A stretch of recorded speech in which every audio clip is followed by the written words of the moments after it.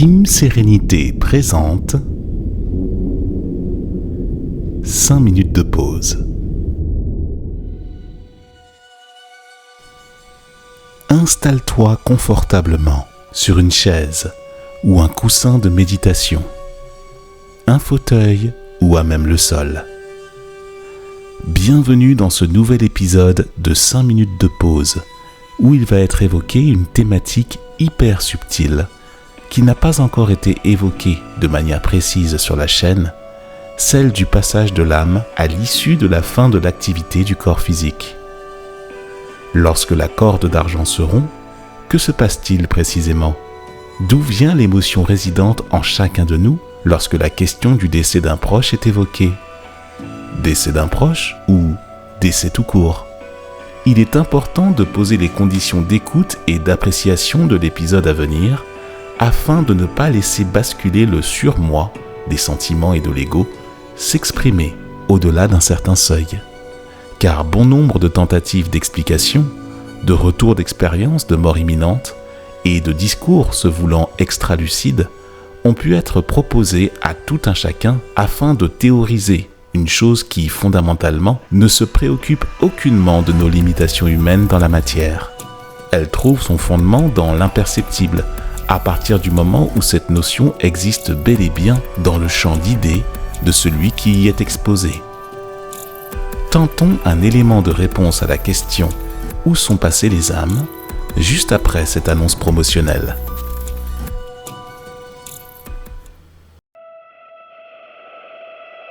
Te sens-tu bloqué, remué, dans l'émotion permanente et en quête de clarté ? L'étude de cas de sérénité, c'est l'opportunité d'entrer de manière approfondie sur une question perçue comme essentielle dans ta quête d'épanouissement et de réalisation de ton histoire de vie. Au sujet de tes relations, de ton énergie, de ton activité, de ta confiance en toi ou de tes manifestations, entre en relation avec la Team Sérénité dès aujourd'hui et bénéficie d'un espace où tu pourras échanger avec nous en visioconférence et bénéficier des éléments de réponse et du plan d'action pour te sortir de tes blocages. Clique sur le lien en description et commande ton étude de cas de sérénité dès maintenant. Dans un premier temps, as-tu seulement pris connaissance de l'existence de la corde d'argent ? Représente-toi une ligne droite, telle une corde raide de plusieurs centaines de mètres de haut, sur laquelle se superpose l'ensemble des corps d'un individu incarné sur Terre. Eh bien, cette corde, elle a la faculté de pouvoir témoigner de l'alignement et de l'harmonie de cet individu, en gardant une certaine consistance sur sa partie inférieure, celle qui est la plus proche de la Terre. C'est aussi la plus dense pour soutenir tout ce qui est afférent à la matière. Et toi, avec ton corps physique actuellement incarné, tu te situes tout en bas de cette corde. Elle est des plus robustes et est conçue par la création pour maintenir le corps physique en vie pendant bien plus de 100 ans. Bien sûr, cela ne reste qu'une approximation basée sur l'espérance de vie moyenne constatée sur Terre en fonction du style de vie et appliquée par l'être conscient qui en est sujet. Lorsque cette corde d'argent se rompt, quel qu'en soit l'endroit, c'est le corps physique qui cesse toute activité, laissant ainsi vacant de tout véhicule les corps émotionnels, physiques et subtils, orphelins de toute incarnation, laissant voguer l'âme du défunt en peine et en stagnation auprès des autres individus toujours incarnés.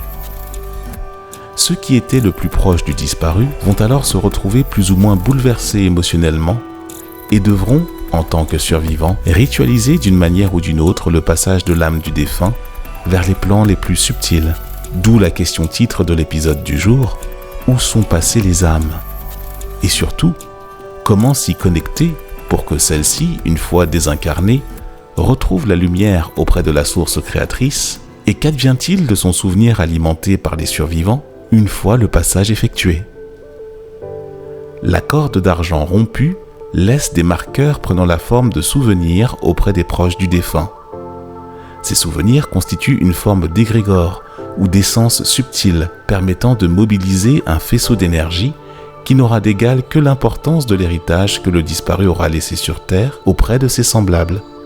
À ce stade, on ne peut que constater que toutes les morts ne se valent pas. Le décès d'individus ayant laissé une trace économique ou culturelle, pouvant transcender les conditionnements nationaux ou ethniques de ses contemporains, provoquera de facto un égrégore plus important que celui qui est mort seul dans son petit appartement de ville, coupé du vivant et de sa famille, reclus dans une condition matérielle où le sacré n'avait de consistance que le nom. Ainsi, les rites de passage qui vont être appliqués auront un impact manifeste sur les corps subtils de ces individus. Les âmes de ceux qui ne bénéficieront pas de la puissance de l'égrégore produit par le souvenir des survivants auront tendance à stagner beaucoup plus longtemps et vont même s'accrocher dans les maisons ou vont prendre la forme d'entités éthériques logées directement sur le corps énergétique d'individus incarnés. La nécessité des services d'un praticien en géobiologie, en bioénergie, d'un passeur d'âme, d'un prêtre, d'un pasteur ou de tout être en communication avancée avec les plans de la source prend alors tout son sens tant que l'éducation spirituelle n'a pas été transmise à la personne non alignée ou accrochée à la matière de manière excessive. Cet excès étant une des principales causes pour lesquelles la majeure partie des individus incarnés ont autant peur de la mort, il s'agit de te poser la question: est-ce que tu en fais partie ? Comme tu es voué toi aussi à être désincarné, prends la résolution dès maintenant d'honorer la vie, ce qui aura un effet d'extension auprès de tes semblables, qui n'auront de cesse d'honorer ta mémoire au moment de ton départ. Ce flux énergétique, alimenté par ta légende personnelle, résultat de l'impact de tes actions sur Terre, sera directement la conséquence du passage de ton âme sur les plans subtils, ou alors de ta possible réincarnation, si l'idée fait chemin dans ta conscience. Que tu sois en accord ou non avec cette idée, il n'est pas possible d'apporter des éléments concrets, ni de prouver le passage de l'âme d'un défunt vers les plans supérieurs. Ta foi et ton schéma de croyance sauront se manifester le cas échéant.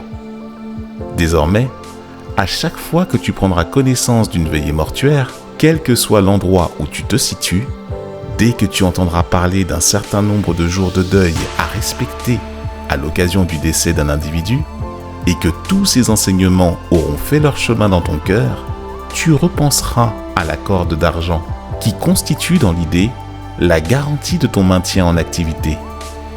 Les lueurs des bougies qui pouvaient te paraître lugubres, voire angoissantes du fait de ta méconnaissance du sujet des rites de passage d'âme, vont se transformer en paix et en sérénité, à l'image de celui qui repose dans le caveau, qui vit toujours aussi fort dans les souvenirs et dans les cœurs, et symboliseront le retour à la lumière auprès de la source créatrice. Fais-nous part de tes pensées au sujet du passage des âmes, tout en continuant à cultiver cet égrégore de sérénité et de paix entre nous. Partage cet épisode à tout ce qui respire. Rétribue les créateurs de ce contenu avec un pouce dès que tu en as le cœur. Et retrouve-nous sur teamserenity.com ainsi que sur l'ensemble des plateformes de podcast. Lien en description. Et procure-toi dès maintenant notre livre juste pour aujourd'hui, La puissance de l'intention. C'est le plus beau des soutiens que tu pourras manifester auprès des fondateurs de la Team Sérénité dans leurs travaux et leur recherche de création de contenu de valeur pour l'âme et pour le cœur.